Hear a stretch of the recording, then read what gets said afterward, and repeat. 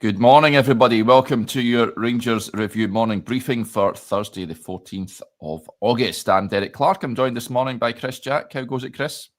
All fine. I'm sure this is going to be a cathartic half hour as it always is. I'm sure everyone will be in hopefully a slightly better mood seeing so it's now a few more hours on from Tuesday night, but I can't guarantee that, unfortunately. No. We'll dive into the Rangers news shortly, folks. We're going to discuss the transfer state of play at the moment. We'll look ahead to the game on Saturday, the League Cup game against Alloa. Who could come in for that? But before we do that, just a bit of housekeeping. Quick word for our podcast sponsors, Willows Fencing, the Glasgow-based fencing company you can trust, and proud partners of the Rangers Review. If you're looking for a new fence, then these are the guys to call. They offer free consultations, and you get 10% off with the code Rangers Review over on their website, which is willows-fencing.com. And I've also been sent, this is for bears of a certain vintage, the Glasgow, in fact, I don't know if you can actually see that. There you go. The Wee Red Book, the latest edition, as I disappear from your image. The latest version is out for this season. You can get your copy now, folks.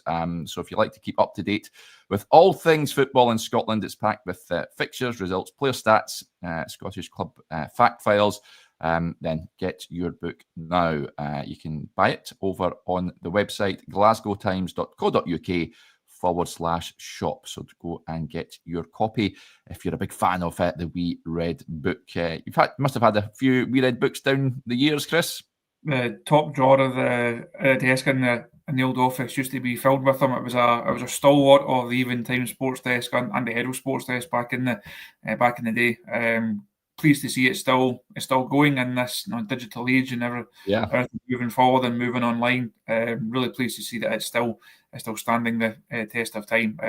Someone actually phoned me about it the other day there to ask if it was still on the go. He was pleased to hear that it was, and I managed to stick a couple in the post for him, so he can add it to his collection. I'm sure there was actually a feature a couple of years ago about someone that has every single every single copy of it, and they've got them all collected. They're all in great condition. So hopefully that particular collector is still on the go and is still adding to his wee pile of wee red books. But no, a definite must have for any Scottish football fan. Yep, World's Great Steve says, I've got a few from when it was a tiny wee red book. Andrews says, and some others saying, I didn't know they still did it. Yeah, they do it. Just $4.99, guys, if you want to buy your copy. As I said, head over to glasgowtimes.co.uk/shop and get your copy now. Right, let's crack on with the news.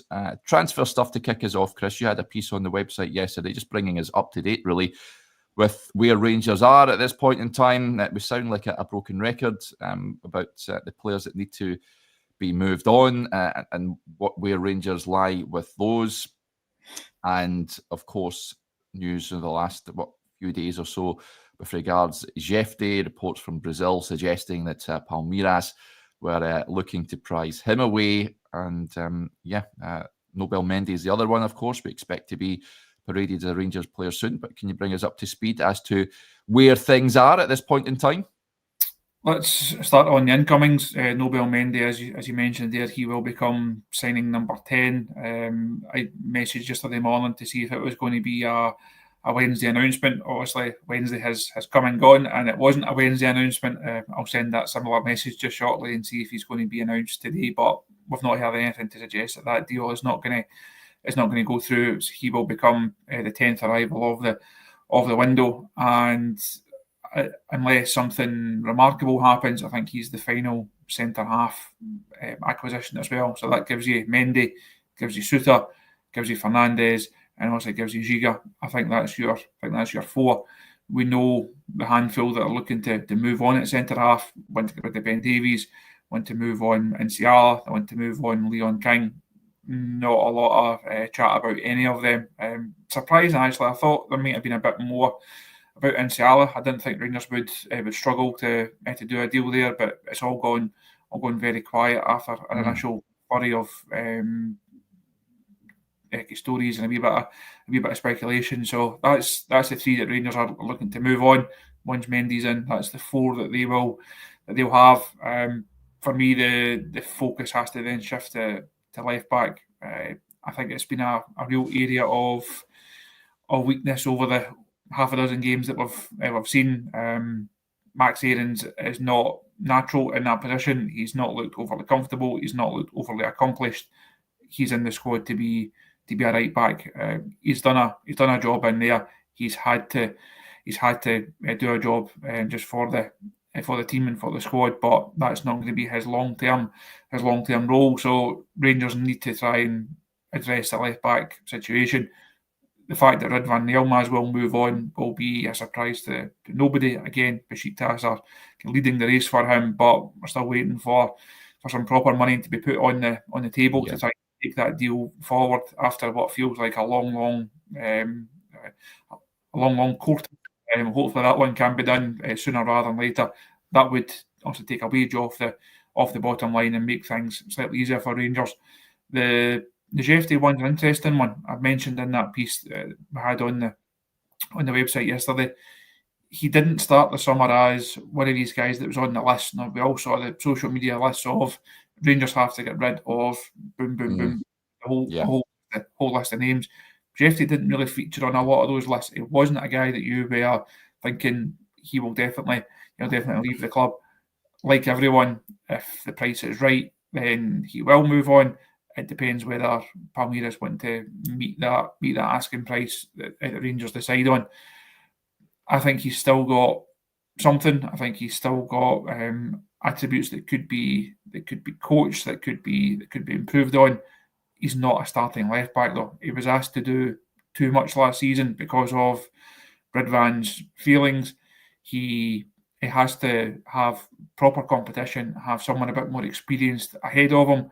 And I think if Rangers could go into the market and sign a really established left back, it would make such a difference to the team, but also I think make a difference to Jefty as well. So I wouldn't be surprised if he's still here. Equally, wouldn't be surprised if he moves on. I think he's one to watch over this last fortnight or so of the window. So time will tell whether he is still a Rangers player. But if he's not, the need for left backs goes from 1 to 2 because he has to be replaced.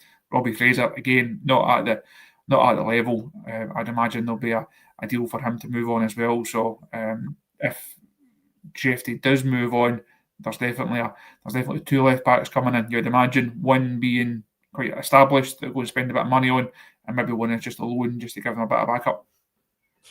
Interesting. Lots of comments coming in just on the back line, and let's get to those. In fact, where is it? For the life of me, I can't find it. There was a comment that came in incidentally about Mendy arriving and building a defence with kids practically and young boys. Of course, Mendy hasn't played much first-team football. I've got to say, I remain to be convinced that those 4 centre-halves, Fernandes, we haven't even seen. Suter and Giga and Mendy. I'm not too sure that's good enough. I mean, it's perhaps harsh to say at this point. We've only really seen Giga and Suter's playing on that left-hand side, which I don't like. Still need an experienced centre-half for me in there, Chris. Would you go along with that? Is that necessary, do you think? The lack of experience, a lack of like a know-how, lack of nous is one that's like he stands out as a weakness. I think Giga has looked good. I think you can see why he's gone for big money earlier on in his career. You can see why Wolves took him to the Premier League. I think he will turn out to be a good bit of business. Fernandes and Mendy, we just don't know. Mendy has not played a lot of football at all. Spent the last couple of days trying to get a couple of people in Spain that know him, have seen him, that know everything about him to give us a bit of insight into it. It's proven tricky to actually find someone that knows enough about him to be able to give you the level of detail that we're looking for. So we just don't know what level he's going to be at. He could come in and be an absolute standout. He could come in and take a bit of a time to actually settle in. The fact that he was that close to a move to PSV suggests that there is a player in there. PSV signing record of late, their record of developing players of late is obviously very impressive. So I wouldn't completely write him off, but that experience factor is a big one. Fernandes is a big jump to go from Peterborough to Rangers, to go from that level to this level. Again, we just don't know if if he's capable of it in this first season or not. There is a strong suggestion, a strong argument for him to get a start on Saturday against Alloa. Really? Feels like a good game for him to come in. If he doesn't start, it just feels like a bit of a wasted opportunity. So hopefully he gets a run out. There's also a bit of talk about Connor Cody earlier on in the window. I think they understood why you would go for someone of his profile in terms of great Premier League experience, a big voice, a big presence, someone who could come in and really make a big impact on and off the park. Whether he was the right fit technically for a Russell Martin side, I think people had their doubts over that. That's obviously one that didn't really progress, and he's obviously gone on to sign for Wrexham. So I do get why people are looking at those four and thinking, is it strong enough? Ultimately, time will tell. Once we actually see Fernandes and see Mendy, give them a couple of games, give them a wee bit of time to settle in, and I think we'll then be able to see. Right now, it's still Giga has to start. We went through so many seasons of Goldson +1, and then last couple it's been Suter +1. I think this season it's going to be Giga +1, and it's going to be down to say Suter, probably the first choice, and it's Mendy and Fernandes to try and push him as much as possible. Yeah, I'm slightly anxious at that. I've got to admit. Johnny raised the point yesterday. If Leon Balogun was still around, he's probably getting a game right now, and I can't really disagree with much of that. I would like to see a natural left-sided centre back. We mentioned Enciala yesterday. Is Mendy an upgrade on Enciala? Well, I'm sure we'll soon find out. Fernandes is just an intriguing one for me. Lots of money spent on this guy, yet we haven't seen anything of him just yet. So, like you, he has to start on Saturday, surely. If he doesn't start, then fans will be asking serious questions as to why so much money was spent on this guy when he's not getting a look in. The right back situation as well. You touched on Max Aarons. We mentioned him on the show on Tuesday. He's not really set the heather alight just yet. I'm going to give him a bit of time to try and acclimatise, if you like, because he hasn't played much football since arriving at Rangers. I know he was on loan last season, second half at Valencia, but hasn't been playing much. It might be just an issue with getting games, getting confidence back up. But Tav, for me, is still the right back at this point in time, Chris, which is an issue. We recorded the Q&A show yesterday, and some were saying, or it might have been one when I was on with, but that was a Q&A show yesterday afternoon, and folks saying when Sterling comes back, he'll be the right back. We've been saying that ever since he arrived, that he'd be the long-term successor to James Tavernier. His body simply just lets him down, unfortunately. Good player on his day, but he's too injury-prone for me. Would you like to see Rangers go into the market and bring in another right back? I would be surprised if there's another right back coming in this window. On Sterling, I saw some social media stuff from him last week, the week before.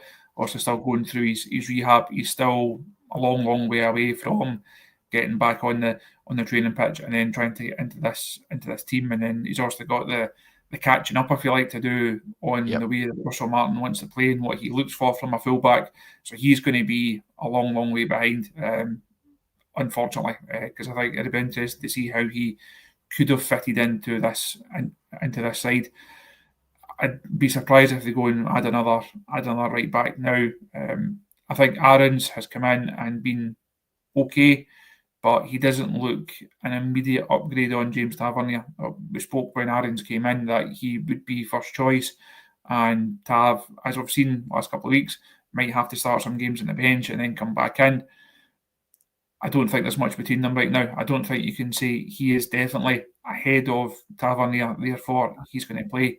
It's almost a 50-50. I think we're going to do a lot of team predictions over these next few weeks and months. And the right back, sometimes we'll get it right, sometimes we'll get it wrong, because that just feels like the way that it is right now. I don't think there's an outstanding candidate in that right back slot.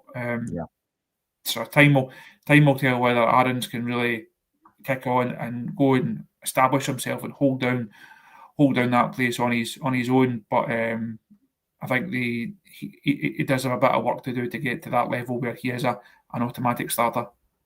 Yep. Staying with transfers, a number of you mentioning another player that has been linked, Headkeeper, saying any truth in Andy Irving rumours. This is came out from Scotsman, I believe, saying that Rangers have joined Celtic. Often when you hear that, it's perhaps agent-led, but they're old firm clubs looking at Scotland midfielder Andy Irving. He's formerly on the books of Hearts, now at West Ham, where he's on the fringes of that first-team squad. Clubs also in Germany and Italy believed to be keen on him. It was reported earlier in the window Celtic were interested and had an offer of just under £2 million plus add-ons knocked back by West Ham. He's 25 years of age. And he's said to be attracting a number of clubs. Not someone that I know much about, Chris. I don't know if you've seen him when he was playing for Hearts. Midfielder, though, is just looking at that. I would only be looking at bringing in another midfielder, perhaps, if there would be a departure in there. Potentially, they are fairly well catered for in terms of numbers. I think we would need a really creative midfielder, looking at almost like a number 10 playmaker to come in, and someone who can make those passes, someone who can score those goals. I have heard saw that Andy Irving story the other day there. Don't know any more on that on it. It's on a list to check out. So we'll see if we can get anywhere on that one for you, but not one that I'm aware of. Mm-hmm. Right, let's we'll take a few questions from you guys as well this morning, because there's a lot of very valid points being raised. So we'll touch on, staying, I guess, with transfers. James Skeen with a point. He says a striker must be priority now. If Dessers is out for a while, hopefully one who can hold the ball up. So it looks like his injury is a bad one. Certainly going by the replays that I witnessed, didn't look good for Cyril Dessers the other night, that's for sure. So I'm counting him out for a considerable period of time. Hamza Igaman, Russell Martin says he'll be back. He expects him to be back available for the game at the weekend.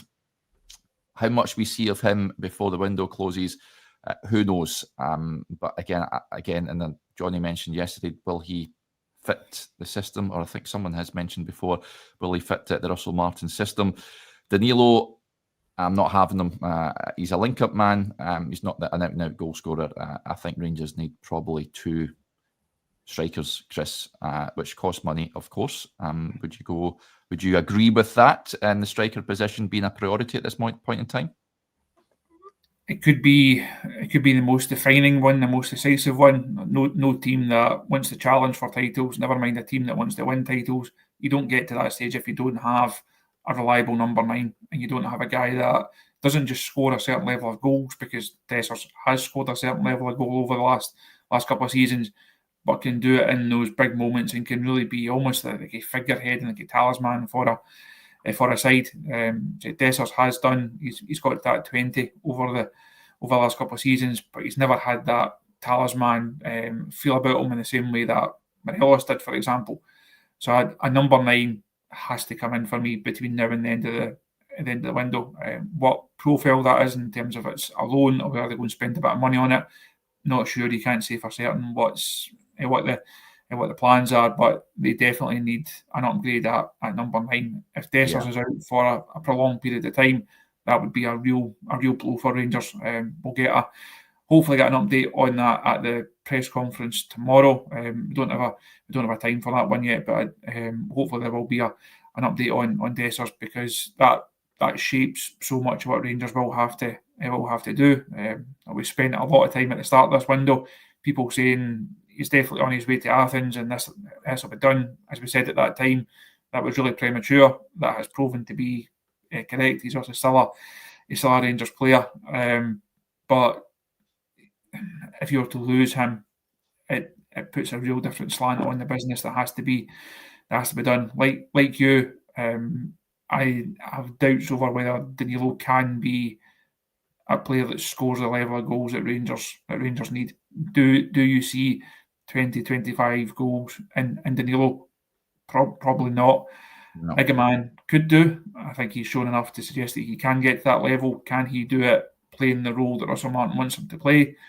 Will that even be a possibility? Depends on what happens in the last couple of weeks of the transfer window as well. So there's a lot to kind of unpack when it comes to centre forward. But Rangers, they have to get it right, because if they don't have we don't have those options, they're not going to be anywhere near it in terms of the title. You need to have a striker that's capable of getting you to that to those kind of levels. Ideally, you need more than one.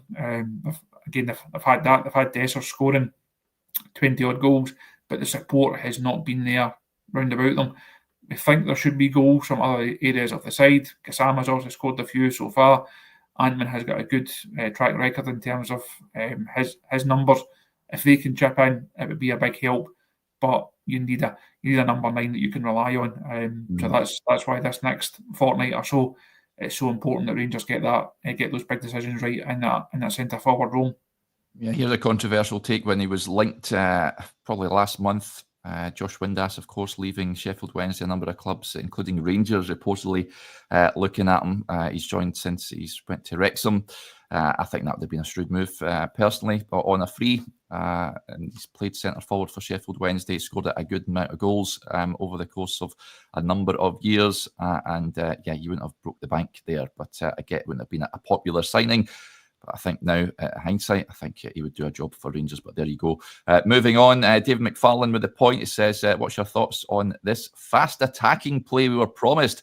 Is this a coaching or player issue? Cheers, guys.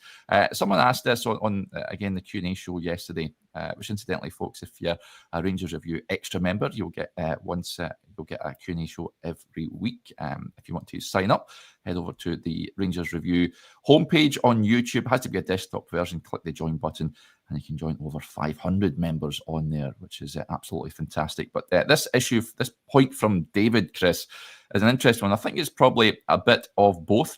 I think, and again, we touched on this on the show yesterday, I think the players are taking on too much information at this point in time from the coaching staff, and they're almost sort of second guessing themselves. And it looks clunky to say the least.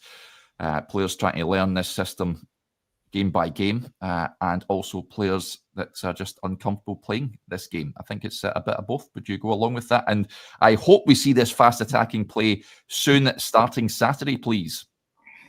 I think we spoke post-match the other night there, and the two of us had to give ourselves a shake to come on and do the video because it was 90 minutes of rather turgid, boring, I was going to say entertainment, but that'd be stretching it.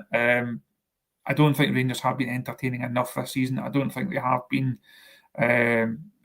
as really been flowing at any stage.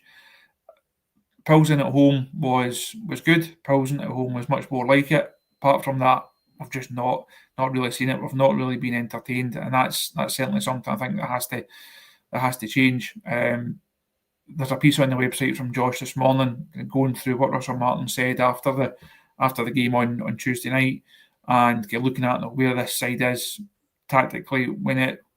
Some of the good points, I think it's important to remember that there are some positives. That Pilsen game, for example, I thought was really impressive, but it's obviously overshadowed and enveloped by the negatives. You don't get to the situation Rangers are in, scraping through a couple of Champions League games with performances that haven't really been there, and dropping 4 points in 2 league games. When you're in that situation, you're going to attract a bit of criticism, and rightly so. It has to change. If you believe Russell Martin, if you buy into what he's saying, it will change in time. It will get better. And I spoke last week about that there'll be pain, but when it works, it's really good. Some fans, I think, will go along with that. Some fans will buy into that. Some fans are willing to give him that chance. Other ones are saying it's not good enough right now. It has to change. It's not on, and that's the problem for Russell Martin right now. He will have people that want to go with him on that journey. He'll have people that don't, and the ones that don't, he has to find a way to convince them sooner rather than later. He said himself the other night, the gap between Rangers being good and Rangers being bad is just far too big. And I think that's a very fair point. When they do look good in those moments, like Pilsen at the Ibrox and other times, they do look effective. You can see what's trying to be done. When they don't, and when it's bad, it looks really bad because they are so easy to play against. And we spoke again the other night on the show about 101 chances against them over 6 games. That's not that's not acceptable. It's not. It's not exactly the foundation for a successful season. So that gap between being good and being bad is too big.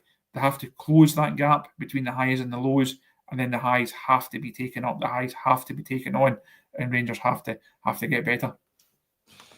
Yes, easier said than done.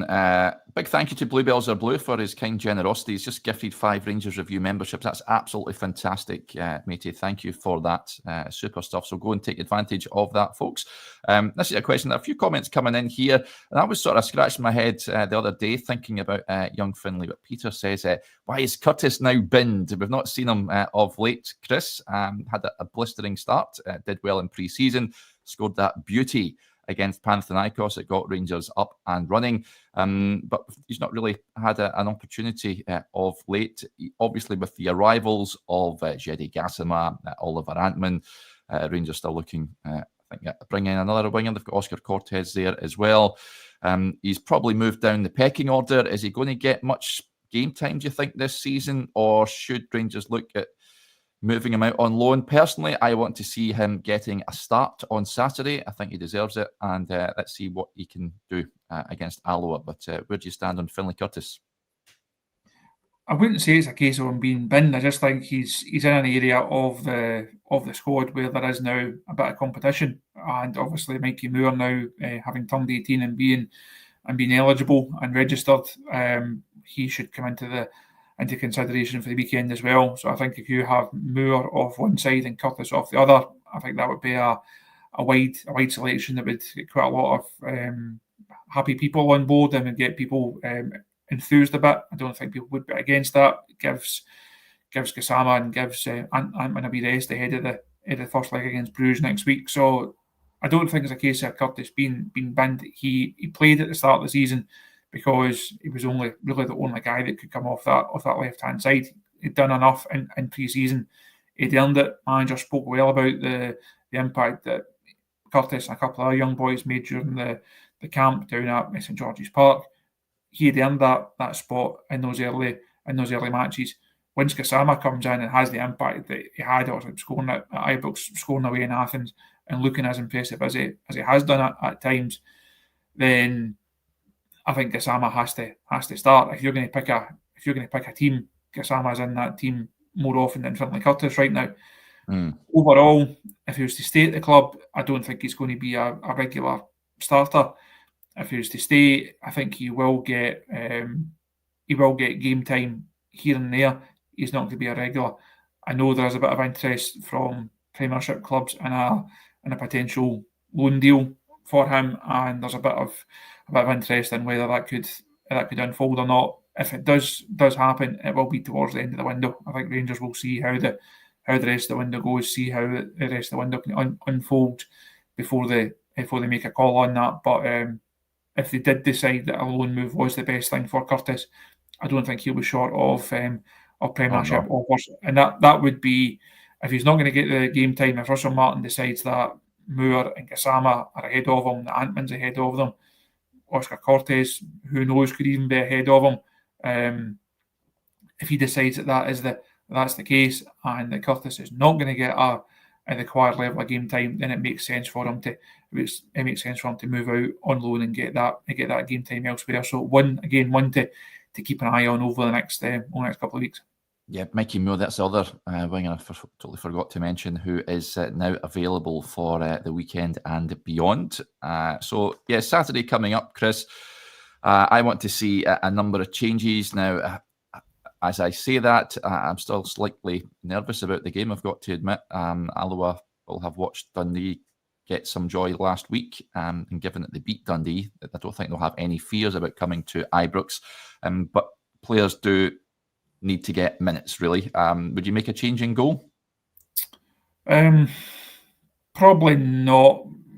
Just to give Jack Butland another game in terms of this system. I think he needs all the practice he can get. I don't mean that in a bad way in terms of playing out and being comfortable on the ball. He needs to be in game situations, being comfortable on the ball.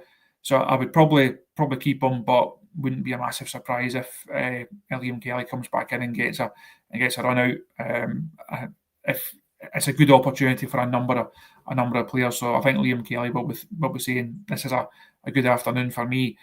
We spoke about Fernandes earlier on. You look at like Conor Barron, Mikey Moore, Finlay Curtis. We've just discussed. So I think there will be a number of changes. The squad is big enough. The squad does have enough. It does have enough depth to go and take care of Alloa. Of course, we said that about Queen's Park last season, and history tells a very different story. But hopefully, we don't have anything. Hopefully, we don't have anything that's going to cause us issues on that scale. But I think we will see a few changes this weekend.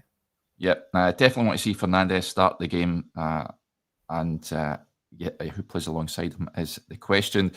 Conor Barron, that's a good shout. I think I'd be looking to start him.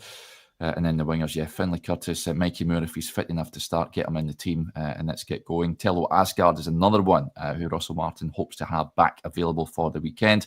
We'll get a more accurate update tomorrow when we hear from him, but he's another one I think we're all itching to see as well. Both your ball bags team is Kelly, Aarons, Giga, Mendy, if he's registered in time, Jeffy, Raskin, Rothwell, Barron, Moore, Danilo, and Ant-Man. So there you go. And a nice comment from Greg S. He says, good morning, guys. Rangers review standards are rising all the time. Derek looking fresh with the haircut and Mr. Jack with the shirt on. This is a channel to be for all things Rangers. Well, thank you very much for your kind words, Greg. Yeah, we take things seriously here down at Rangers Review HQ. Fresh trims and freshly iron shirts as well. So there you go. I love this. Dr. Blue Thumb just on changes for Saturday says, changes, Derek. I want to see shots on goal. Yes, the simple things first, I think. Let's build from a baseline. So, more shots, please, on goal would be rather nice. And let's hope that Rangers can negotiate past the Wasps and make it through to the next round of the League Cup. Right, we'll wrap up there for now. Big thank you to Chris, as ever. Thank you to you all for tuning into the show. Tomorrow, I'll be on with Joshua, who is travelled back yesterday from Pilsen. So, we'll be looking ahead more to that game on Saturday. But whatever you're up to today, enjoy yourselves, and we'll chat again soon. Bye for now.